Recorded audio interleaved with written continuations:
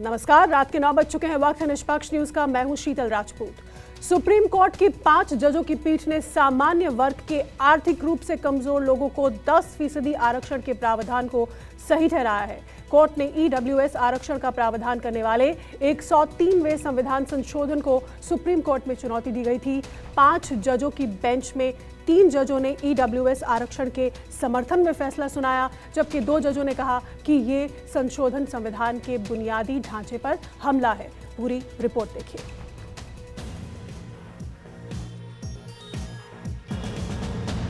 आर्थिक रूप से कमजोर वर्ग यानी ईडब्ल्यूएस के लोगों को सरकारी नौकरियों में 10% आरक्षण जारी रहेगा।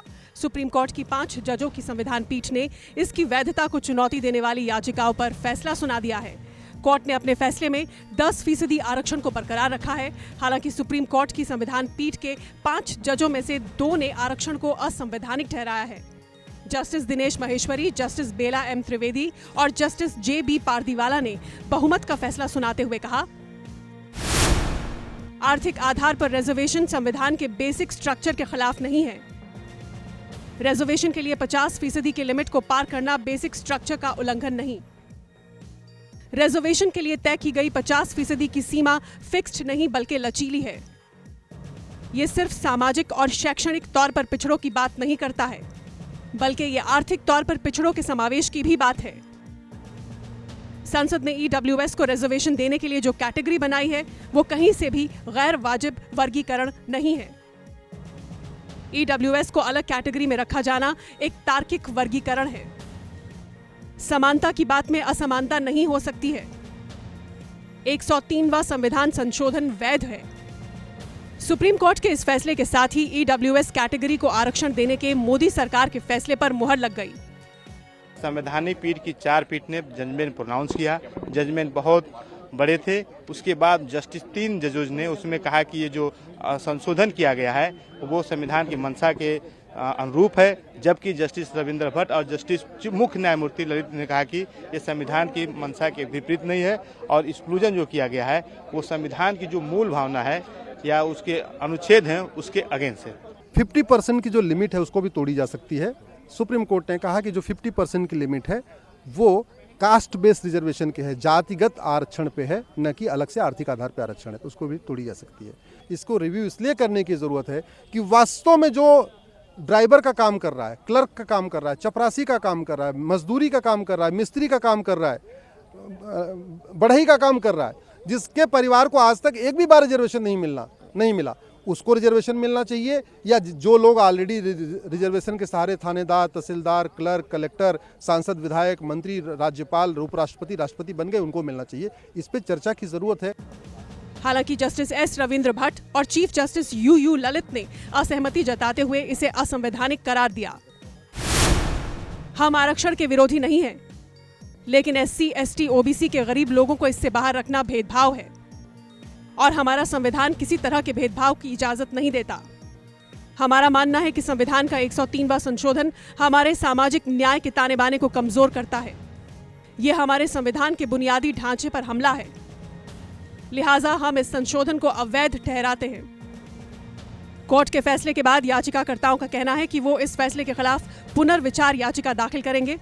वकील वरुण ठाकुर ने कहा कि सुप्रीम कोर्ट की ओर से ईडब्ल्यूएस कोटा आरक्षण मामले में दिए गए फैसले के खिलाफ पुनर्विचार याचिका दाखिल की जाएगी, क्योंकि 2 जजों का फैसला याचिकाकर्ताओं के पक्ष में है। जजमेंट आया है जो 103 अमेंडमेंट था उसको चैलेंज किया गया था, क्योंकि 103 अमेंडमेंट में ये एक्सक्लूड कर दिया था ओबीसी, एससी, एसटी को, तो ये वायलेट कर रहा था आर्टिकल 14 को, राइट टू इक्वलिटी को। इस इशू को लेके याचिका फाइल हुई थी कि आप आर्थिक आधार पर आरक्षण दीजिए, मगर जिस तरीके से एक्सक्लूजन हुआ है ये गलत हुआ है, जिसको माइनॉरिटी जो व्यू आया है चीफ जस्टिस और जस्टिस रविंद्र भट्ट का, उन्होंने इस चीज को माना है। फैसला एक नए युग की शुरुआत कह सकते हैं कि जिस तरीके से ये 91 में इस तरीके का रिजर्वेशन दिया गया था, मगर 91 में जब ये इंदिरा साहनी का जजमेंट आया तो ये माना 9 जजेस ने कि जिस तरीके से आर्थिक आधार अगर आप रिजर्वेशन का लेते हैं तो ये कॉन्स्टिट्यूशनल फ्रॉड है।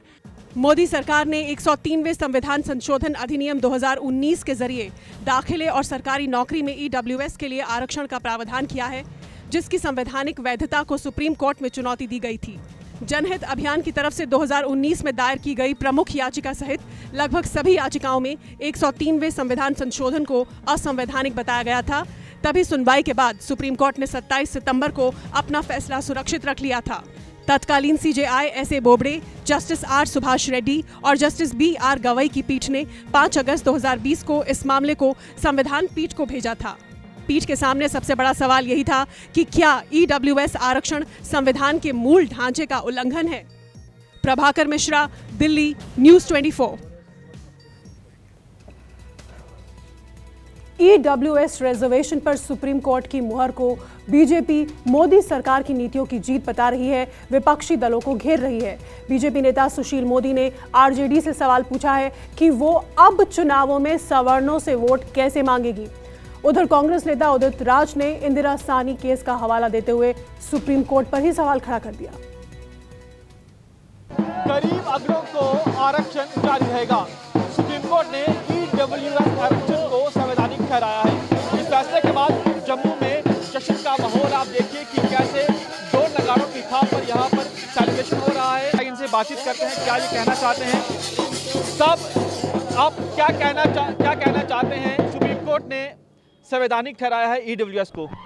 ईडब्ल्यूएस का निर्णय जो पहले गुजरात के अंदर लागू कर दिया गया था, वहाँ पर विपक्ष ने उठ करके सवाल उठाना प्रारंभ कर दिए कि गरीबों के विषय के अंदर विचार नहीं होगा। सरकार सुप्रीम कोर्ट के अंदर गई, उन्होंने अपना प्ली रखा। सुप्रीम कोर्ट के 5 जजेस से 3 जज मान गए, मोहर लग गई। नौकरी और शिक्षा पर 10% आरक्षण जो है जारी रहेगा, इसको किस तरह से देख रहे हैं। मैं कहता हूँ जी, गरीब आएंगे, गरीब इंजीनियर बनेंगे, डॉक्टर बनेंगे, गरीबों के विषय के अंदर विचार होगा। आगे गरीबों के विषय के अंदर विचार नहीं था। ईडब्ल्यूएस आरक्षण पर सुप्रीम कोर्ट की मुहर लगते ही जम्मू सहित देश के कई हिस्सों में जश्न शुरू हो गया। दिल्ली वासियों ने भी सुप्रीम कोर्ट के फैसले पर खुशी का इजहार किया। गरीब सवर्णों के लिए ऐतिहासिक दिन बताया। आज इकोनॉमिकली बैकवर्ड जो है, अगर वो रिजर्वेशन में नहीं बैठता है तो उसकी परिस्थिति कभी ऊपर आ ही नहीं सकती। टोटल राजनीति, यादव के लिए आरक्षण, इसके लिए आरक्षण, उसके लिए, या आरक्षण की राजनीति खत्म होनी चाहिए, क्योंकि इसके बेसिस पे कई पार्टियां चलती हैं।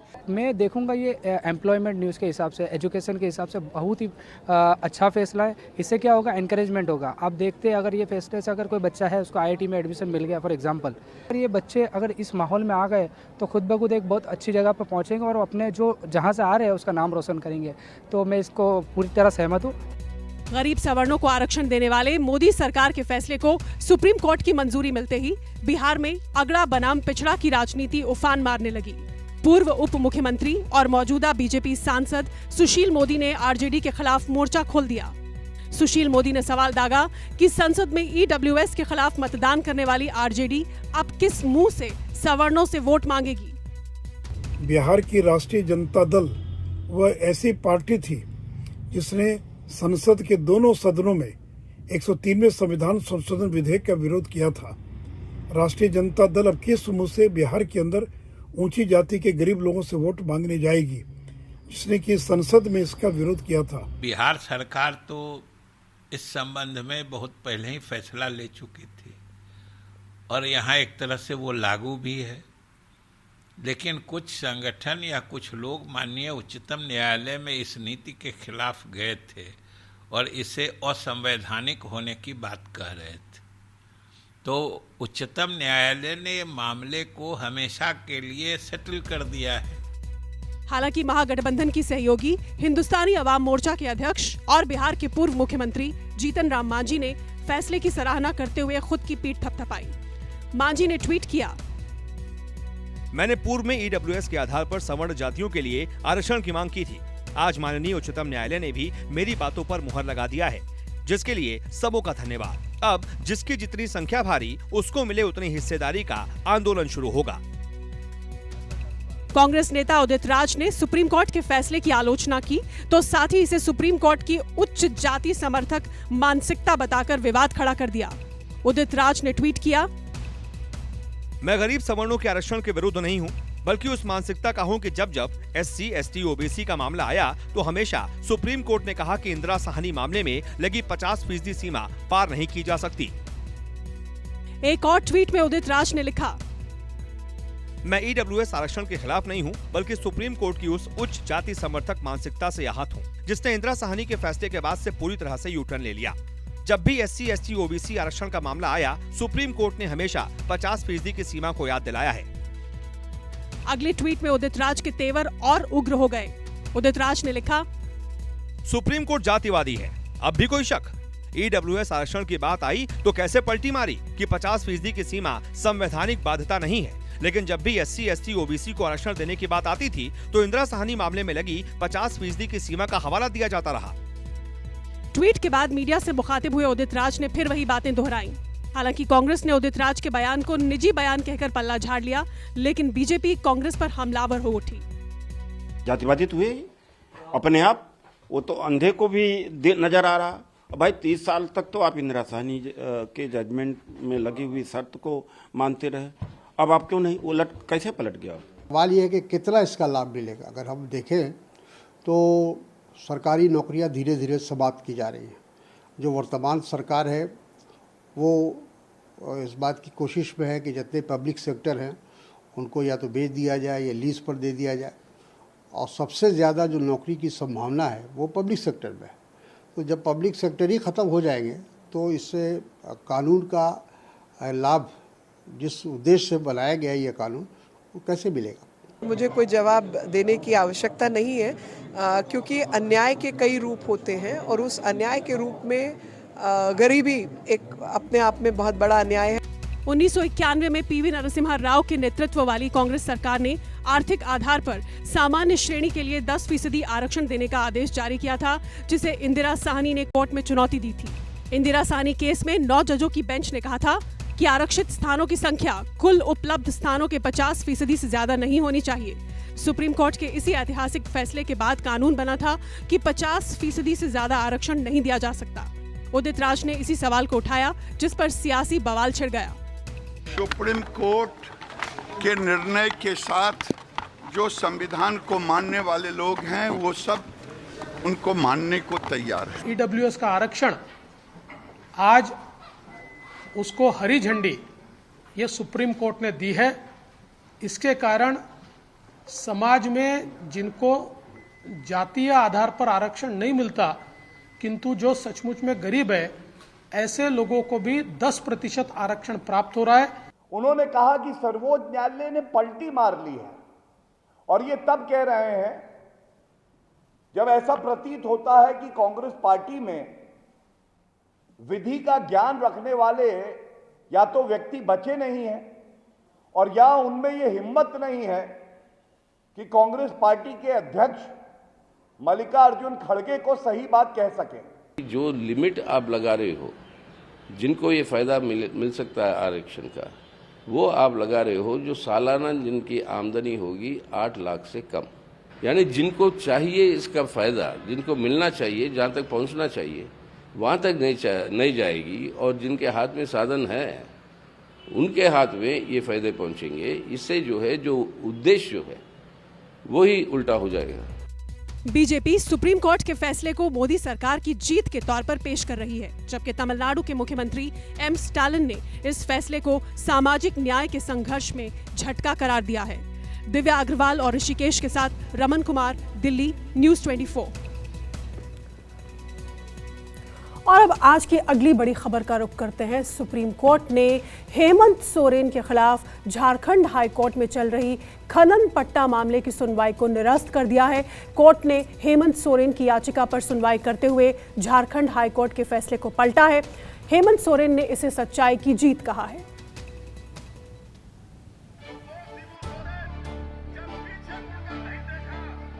झारखंड के मुख्यमंत्री हेमंत सोरेन को सुप्रीम कोर्ट ने बड़ी राहत दी है। सुप्रीम कोर्ट ने हेमंत सोरेन की अपील को स्वीकार करने के साथ ही झारखंड हाईकोर्ट के उस फैसले को पलट दिया है जिसमें कथित तौर पर राज्य के मुख्यमंत्री हेमंत सोरेन और उनके सहयोगियों के खिलाफ एक जनहित याचिका को सुनवाई के योग्य बताया था। CJI justice U U Lalit, justice S Ravindra Bhat और जस्टिस सुधांशु धूलिया की बेंच ने अपने फैसले में कहा, हमने इन 2 याचिकाओं को अनुमति दे दी है। जनहित याचिकाओं को सुनवाई योग्य नहीं माना है। झारखंड हाईकोर्ट के 3 जून 2022 को पारित आदेश को दरकिनार कर दिया है। झारखंड हाईकोर्ट के आदेश के खिलाफ मुख्यमंत्री हेमंत सोरेन और राज्य सरकार ने सुप्रीम कोर्ट का दरवाजा खटखटाया था। तो सुप्रीम कोर्ट ने मानते हुए ये कह दिया कि ये PIL निराधार है और मेंटेनेबल नहीं है, और जो जजमेंट हमारे माननीय उच्च न्यायालय ने दिया था कि इसको मेंटेनेबल मानते हुए इसको चलाने का जो आदेश दिया गया था, उस आदेश को सुप्रीम कोर्ट ने निरस्त किया है और कह दिया है कि PIL मेंटेनेबल नहीं है। उन दोनों PIL को खारिज किया है। PIL की मेंटेनेबिलिटी पर यहाँ चैलेंज था और सुप्रीम कोर्ट ने अपहोल्ड कर दिया है कि मेंटेनेबल नहीं है। PIL under the given facts and circumstances और whatever law which the supreme court will say in its detailed order, ये मेंटेनेबल नहीं है, इसीलिए ये सुनवाई नहीं होगी। सुप्रीम कोर्ट का फैसला आते ही झारखंड के मुख्यमंत्री ने ट्वीट किया, सत्यमेव जयते। इधर सीएम सोरेन के खिलाफ ईडी की कार्रवाई को लेकर राजभवन के सामने धरने पर बैठे यूपीए के नेता इस फैसले से गदगद हो उठे। झारखंड मुक्ति मोर्चा और कांग्रेस के तमाम नेता सुप्रीम कोर्ट के फैसले को जनता की जीत बताने लगे। बीजेपी पर आरोपों की बौछार करने लगे, धमकियां भी देने लगे।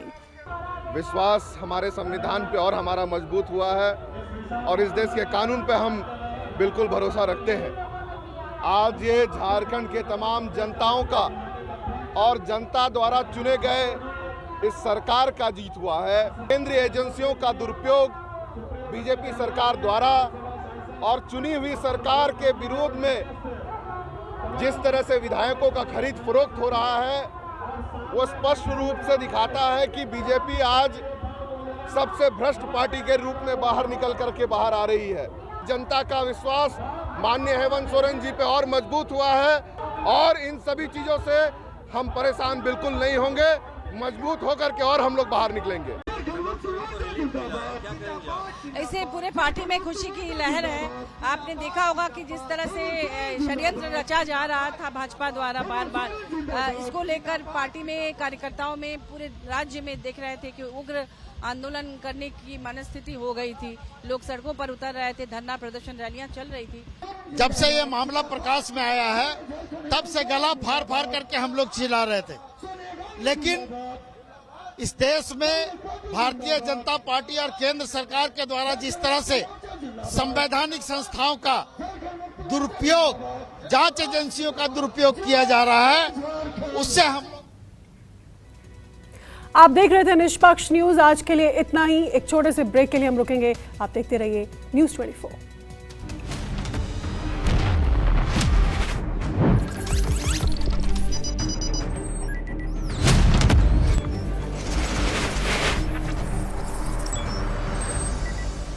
नमस्कार, मैं हूं मानक गुप्ता। अगर आपको हमारा ये वीडियो पसंद आया हो तो इसे लाइक और शेयर जरूर करें, और हां, हमें सब्सक्राइब और फॉलो करना ना भूलें ताकि आप देश और दुनिया की कोई खबर मिस ना करें। तो जुड़े रहिए हमारे साथ और देखते रहिए न्यूज़ 24।